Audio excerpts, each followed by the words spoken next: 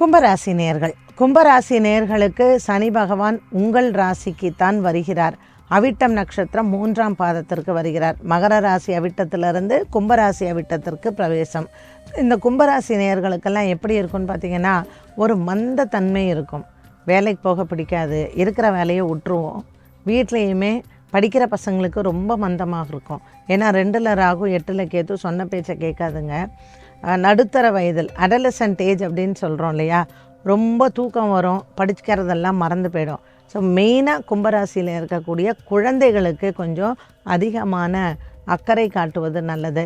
சனிக்கிழமை தோறும் ஆஞ்சநேயர் ஆலயத்திற்கு நல்லெண்ணெய் தானம் பண்ணுங்கள். இந்த நல்லெண்ணெய் அவங்களுமே நம்ம அந்த சனிக்கிழமையில் பழைய காலத்துலலாம் எண்ணெய் தேய்ச்சி குளிக்கிறதுன்னு இருக்கும். இப்போல்லாம் நிறைய பேர் அதை விட்டுட்டாங்க. ஸோ சனிக்கிழமை நம்மளோட உடம்புலையே அந்த நல்லெண்ணெய் தேய்ச்சி குளித்தா நல்ல ஒரு சுறுசுறுப்பை தரும், புத்தி கூர்மை நன்றாக இருக்கும். பிள்ளையாருக்கு கண்டிப்பாக சனிக்கிழமையில் போய் அருகம்புல் மாலை போட்டு அர்ச்சனை பண்ணிட்டு வாங்க. இது எல்லாம் நமக்கு சுறுசுறுப்பை தரும். நடுத்தர வயதில் வேலைக்கு போகிறவங்க, வேலைக்கு போகும்பொழுது இந்த ஜென்மத்தில் இருக்கக்கூடிய சனி பகவான் வேலை இடங்களில் நமக்கு செய்யாத தவறுக்கு நாம் பழிச்சொல் ஏற்றுக்கொள்ளக்கூடிய சில நிலைமைகள் வரும். அதனால் ரொம்ப கவனமாக இருங்க. பேங்க்கில் அதுவும் கேஷ்லாம் ஹேண்டில் பண்ணுறவங்க, நிறைய இடங்களில் ஃபைனான்ஸ் நீங்கள் ஹேண்டில் பண்ணுறீங்கன்னா கொஞ்சம் கவனமாக இருக்கலாம். நம்மளை திருடன் சொல்ல மாட்டாங்க, ஆனால் மறைமுகமாக நம்ம எடுத்துட்டோம் அப்படிங்கிற ஒரு பட்டத்தை கட்டுவாங்க. ஸோ லீகல் இஷ்யூஸ் ஃபேஸ் பண்ணக்கூடிய ஒரு வாய்ப்புகளை இந்த சனி பகவான் கொடுப்பார்.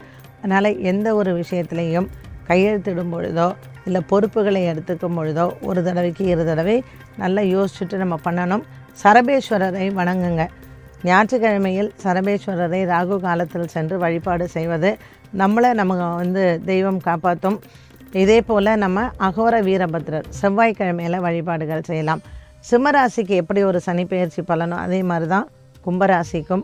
ஸோ அதுவும் இந்த ராகு கேத்து மாற்றம், குருவினுடைய மாற்றம் இதெல்லாம் வரும்பொழுது கும்பராசி நேயர்களுக்கு கொஞ்சம் இறை வழிபாடுகளும் ஆன்மீகத்தில் ஒரு பெரிய பிடிப்பும் இருந்தால் அவர்களை அசைக்கவே முடியாது.